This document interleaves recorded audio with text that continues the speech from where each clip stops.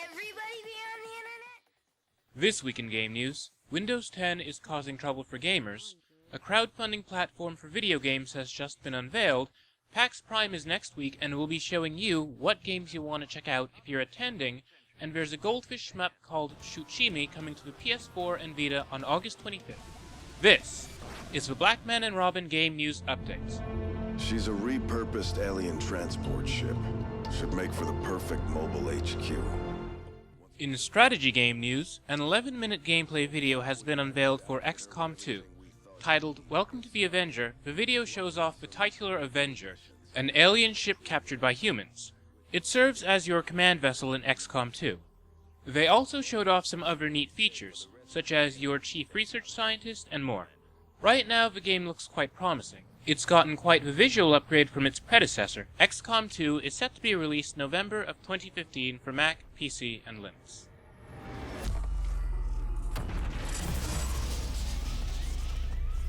We've lost power! We're going down, fast!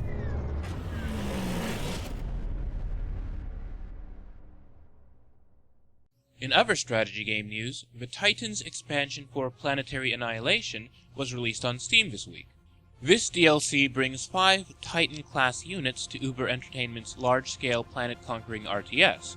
Now, these Titan-class units are absolutely massive.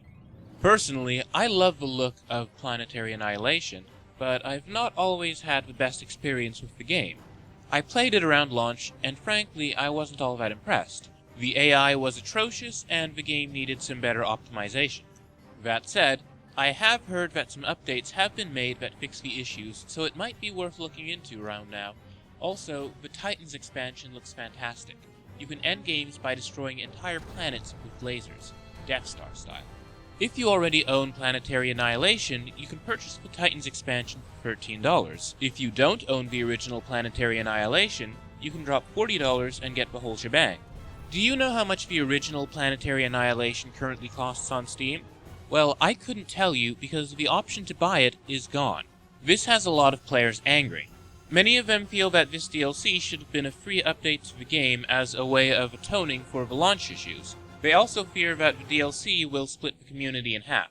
On the other hand, there are members of the community who feel that they've gotten their money's worth with the original game and would happily plunk down another $13 for the DLC. Anybody who backed Planetary Annihilation on Kickstarter will be getting this for free.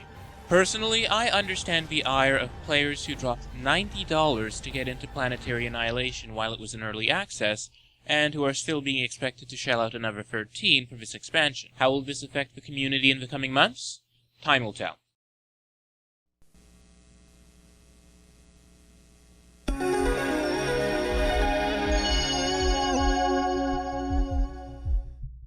Make no attempt to adjust your television. If you happen to be in Chicago on August 22nd, 2015, that is the day this episode airs, you might want to check out BitBash in Chicago. It's $25 to get in at the door to this event. It takes place at 1260 West Madison. BitBash, in case you've not heard of it, is an indie game festival focusing on some rather unique games, such as Shape of the World, which we featured a few months ago, and many others. You can get more details at bitbashchicago.com.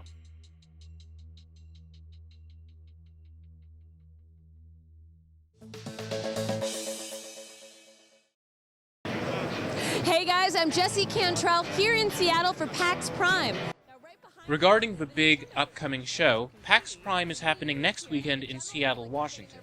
The annual video game festival brings gamers from across the country to explore games of all sorts. This year, the PAX 10 is on display. 10 indie games selected by a group of industry experts, whoever they are. Some of the games included are twin-stick shooter Android Assault Cactus, the stylish arcade game Zarvut, multiplayer stealth game Ninja Tag, and Battle Chef Brigade, an ARPG about cooking delicious, dangerous food. If you're more into virtual reality, you'll be pleased to know that the HTC Vive is going to be part of the show this year. In case you've not heard of it, the HTC Vive is Valve's virtual reality headset being developed in conjunction with HTC. This year at PAX Prime, they'll be showing off The Gallery, Call of the Starseed, which they're promising will be a launch title for the Vive. In The Gallery, you go on an adventure between realistic and fantastical environments to find your sister, Elsie, and unravel the mystery of her disappearance. Along the way, you'll discover that there's something much, much bigger at play in the world of the gallery. On the topic of games about looking for lost relatives, you might want to check out Kathy Rain. The game is a point-and-click adventure about the titular Kathy Rain. She's a strong-willed college girl with a knack for detective work and a Harley to ride down the road. In this game, she's returned to her hometown after having been gone a long time in order to investigate a local mystery, and the legacy of her late grandfather. The game draws inspiration from the LucasArts adventure games of the 90s. It looks very promising, and it'll be one of many games shown off at this year's Indie Mega Booth. Now, regarding the Indie Mega Booth, no matter which PAX you're at, be it PAX East, PAX Prime, or PAX South, you are obligated to visit the Mega Booth. There, a whole bunch of independent developers gather together to show off their games. In addition to Kathy Rain, some of the standouts this year of the Mega Booth include the gorgeous in-development fantasy side-scroller Chasm, the strange and beautiful Hyper Light Drifter, which is coming to Mac and PC this year, and the PS4 and Xbox One at a later date, and the gorgeous digital fantasy board game Armello, which is currently out on Steam on early access for Mac, PC, and Linux, and is coming to PS4 soon, and the game is really beautiful. It could be described as Settlers of Catan meets Redwall, but at the same time it's also doing its own sort of thing. Even though the game is unfinished, the players who have been playing it in beta have thus far given it some really great reception. If you have the opportunity, check this one out at PAX Prime.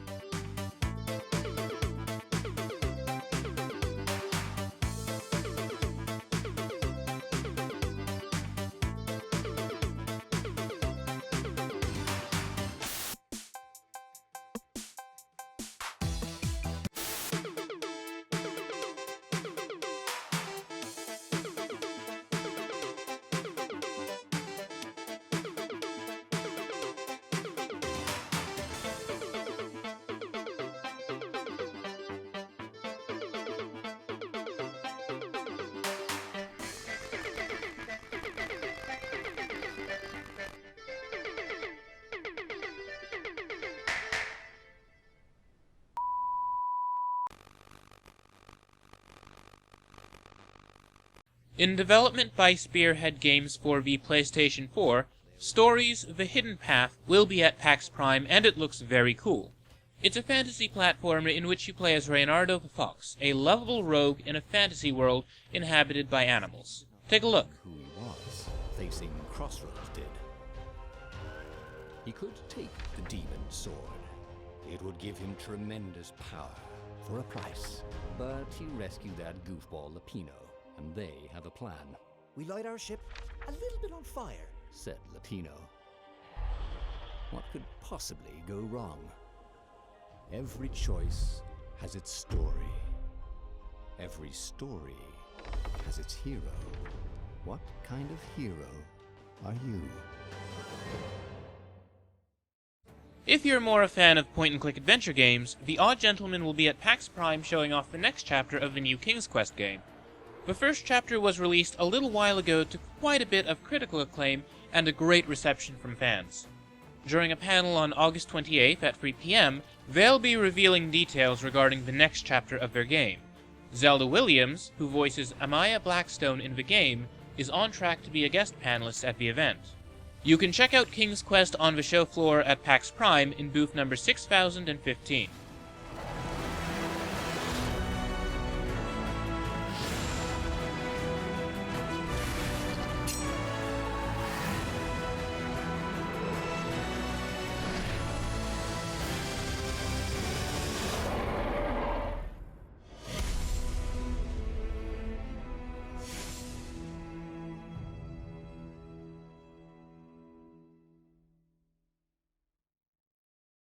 Finally, if you're into racing, you should check out Distance. It's a cool, wild game in which you race on every surface in all directions. This is just the tip of the iceberg. There's a ton of cool stuff that happens at PAX Prime. There are panels, cosplay, concerts, and much more. If this is your first time going, a word of advice: don't spend all your time in line. Have a few definite things planned, but wander. See somebody sitting alone in a booth with a game? Strike up a conversation. PAX is about the games and the gamers. You can learn a lot of interesting things by talking to the developers, so get out there, get lost on the show floor, and have some fun. Regarding other advice, I do recommend that you bring some sort of bag with you that's mostly empty. This is so that you can store any swag that you happen to pick up on the show floor, and it'll be easy to take with you. Also, bringing your own food and water is a must. While there is convention center food, it's convention center food, and it tends to be pretty pricey. Additionally, please keep an eye on your belongings at all times. You might be playing PAX like an RPG, but somebody out there is playing it like a heist game. Finally, it's important to be aware of your surroundings.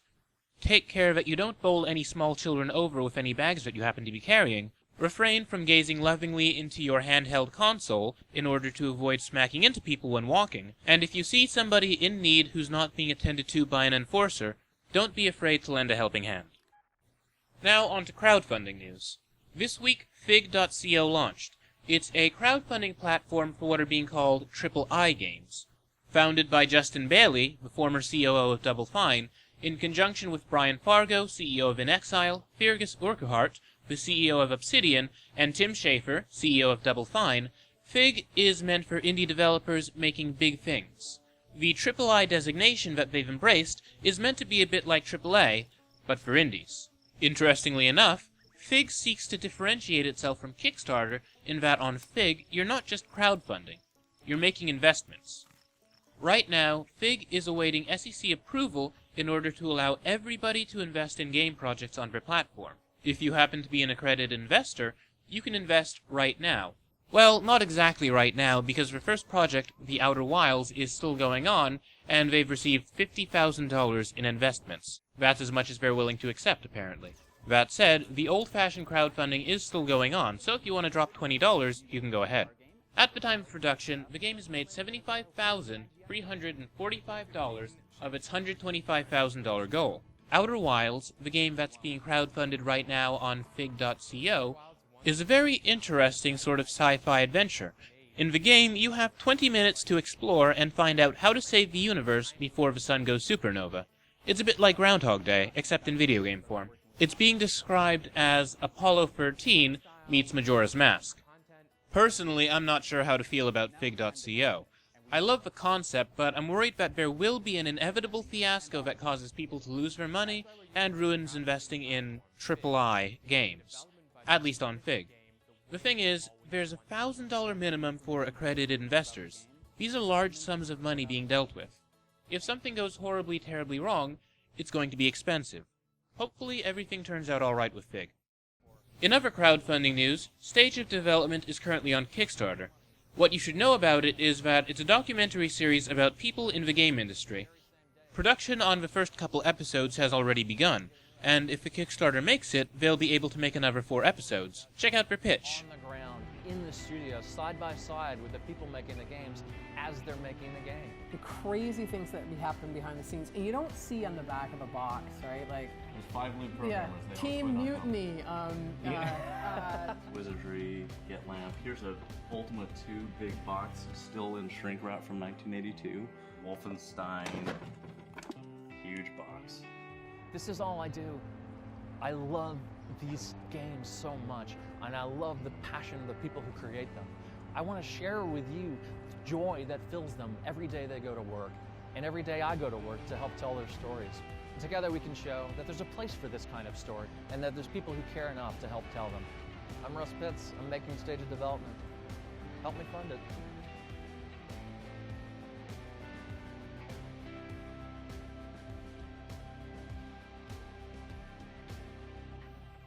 Another Kickstarter that has my attention is for Rogue Invader. This game was featured on last week's Game News Update, and it's a side-scroller with some roguelike elements that's set during a war between humanity and some sorts of space aliens. Rogue Invader draws inspiration from old Mac games. Old, as in the 1980s. The game's 1-bit aesthetic is pretty great, and it's one that I've been seeing in more games as of late. For instance, Lucas Pope's Return of the Obra Dinn employs such an aesthetic. The game is set to be released this November on Mac, of course, PC, and Linux. While the game is largely finished, much work remains to be done on the music and art. If you're into action games with roguelike elements, you'll want to check out Rogue Invader. Finally, in Kickstarter news, one upcoming game that caught my eye was for Exoplanet, First Contact. Set on the harsh world of Catharsis, Exoplanet is an RPG that draws inspiration from Firefly, Dune, and The Elder Scrolls. It's essentially aiming to be the space western equivalent of Fallout, and it looks pretty promising. The developers are aiming to release the game during March of 2016 for PC. They're looking to bring their game to Mac and Linux at some point in the future. Personally, I like the look of this game. It's not too often that we get Western-themed games, and speaking of those, Xbox One users have voted for what Xbox 360 games they'd like to see on the One for back compatibility. While the number 1 game is Call of Duty Black Ops 2, the number 2 game is Rockstar's open-world western Red Dead Redemption, which was released in 2010 for the Xbox 360 and PS3. COD Blops 2 and RDD are followed on the list by Skyrim, Modern Warfare 2, Halo Reach, COD Blops, Gears of War 3, and Fallout 3. Right now, you can vote for what games will receive backwards compatibility at xbox.uservoice.com. While we're talking about Microsoft platforms, a bit of controversy erupted this week regarding Windows 10. The end-user license agreement for Microsoft services, which is what you agree to when you use their hardware and software, such as the Xbox One, Windows Phone, and of course Windows 10, was discovered to contain a clause which says that the services may automatically check your version of the software and download software update or configuration changes, including those that prevent you from accessing the services, playing counterfeit games, or using unauthorized hardware peripheral devices. Essentially, most people took this to mean that Microsoft could shut down anything on your computer that they don't like. What does unauthorized hardware peripheral devices even mean? Will your older video game be considered counterfeit if you have to take steps to circumvent its ancient and unworkable DRM in order to get it to run in your machine? Much of the panic over this discovery was over nothing, as folks soon realized that the EULA applies specifically to Microsoft services, and not third-party applications. But the vagueness of the EULA is a cause for concern. Today, unauthorized hardware could mean a third-party device that allows you to cheat in games, but tomorrow? It could mean unauthorized custom peripherals, perhaps devices made for accessibility purposes to enable the disabled to game and use computers. Vague rules are bad rules. On the subject of Microsoft misgivings, if you own old games with trashy DRM, we have more bad news. Windows 10 won't let you run them. To be specific, games with old versions of the Securom and SafeDisk DRM won't work with Windows 10. During Gamescom, Boris Schneider-John of Microsoft explained in an interview with Rocket Beans TV that this old DRM creates a security loophole. Hence, you won't be playing your disk-based copies of Grand Theft Auto 3, Crimson Skies, Flight Simulator 2004, and many others. Moral of the story? DRM always gets in the way, and it can prevent your content from having a future. If you're a creator, I implore you to stay away from DRM, and if you're a consumer, I recommend showing your support by purchasing products that have little to no DRM. In case you don't know what DRM stands for, it stands for Digital Rights Management. It refers to the measures taken in order to prevent people from using a piece of software or media in a way that the company distributing the media or software didn't intend.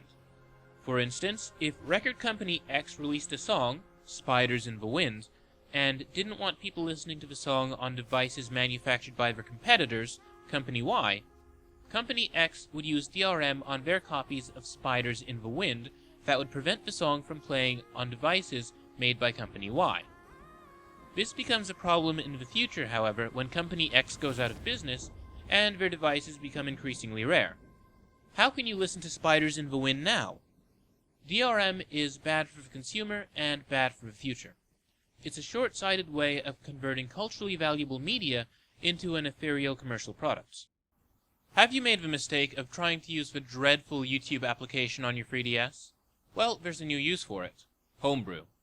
If you're just tuning in, homebrew software is that which is made by hobbyists for commercial devices that are ordinarily locked down. The Nintendo 3DS, for example, is one such device. Nintendo won't allow hobbyists to put their own software on the 3DS unless it's for commercial gain. That's where homebrew comes in handy. Homebrewers need workarounds to get past DRM in game consoles and other devices, such as the one that was released this week. Nintendo will, inevitably, create a patch that stops the workaround from working, necessitating a new one, but for the time being, it's getting a lot of use. To find out more, check out smealum.github.io/3ds for details. This video was provided courtesy of @Smealum on Twitter. Right now is the perfect time for this, as Nintendo has just announced that the 2DS has a new suggested retail price of $99. The 2DS is like 3DS, except with a different design and no 3D-enabled screen. If you're looking for a cheap machine for your 3DS homebrew, you might want to try a 2DS. In other Nintendo news, a gameplay trailer for Pokken Tournament has just been released, and it looks awesome. Pokken Tournament is the Pokemon fighting game that's currently in development by Namco Bandai and Nintendo for the Wii U. In case you're wondering about the name, it's called Pokken because, well, it's coming from the folks who made Tekken. Pokken Tournament is set to be released on the Wii U next spring. Paradox has announced that the upcoming Cities Skylines After Dark expansion pack will be released on September 24, 2015 for Mac, PC, and Linux, and will cost $14.99. The expansion pack boasts some rather sought-after features, in particular day and night cycles. Not only will the sun set upon your glorious cities, but the behavior of your citizens will change a bit during the night. This week, there have been quite a few new releases on Steam. To start with, Duskers hit early access for Windows. Duskers is a rather stealthy strategy game in which you pilot little drones around derelict spaceships. Your goal is to figure out why the whole universe became a graveyard. It's very different from the last game released by Misfits Attic, that was a virus named Tom. Duskers seems to have taken some inspiration from Alien, and I really like the look of the game. It has that lo-fi security camera thing going for it. Thus far, Duskers has gotten pretty good reception from the first fans. If this sounds like your sort of game, you might want to check it out.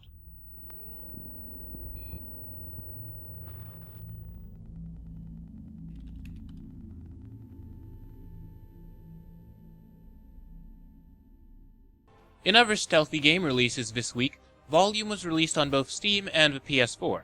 Developed by the BAFTA-winning Mike Biffle of Thomas Was Alone fame, Volume is a sort of stealth heist game in which you play as a cyberpunk Robin Hood. This is a game that I've been looking forward to for a long time. You can expect a review from BlackmanandRobin.com quite soon. If you're after something for free, Relic Hunter Zero was released on Steam this week. It's an addictive little isometric shooter in which you're hunting for relics. Along the way, you'll encounter resistance from evil space turtles and evil space ducks. I really like the game's aesthetic. There's something about the style of the characters that reminds me of the works of Brian Lee O'Malley of Scott Pilgrim vs. the World fame, and Relic Hunter Zero makes really great use of color. It's worth giving a shot, and it's available on Mac and PC. Finally, released on Steam for Windows this week was the gorgeous Velocity 2X, a beautiful, fast-paced sci-fi platformer. Well, that's it for this week's game news. Be sure to follow at Blackman N Robin on Twitter for all the latest game news, reviews, previews, and interviews. Follow me at Jordan_Cameron for my other views.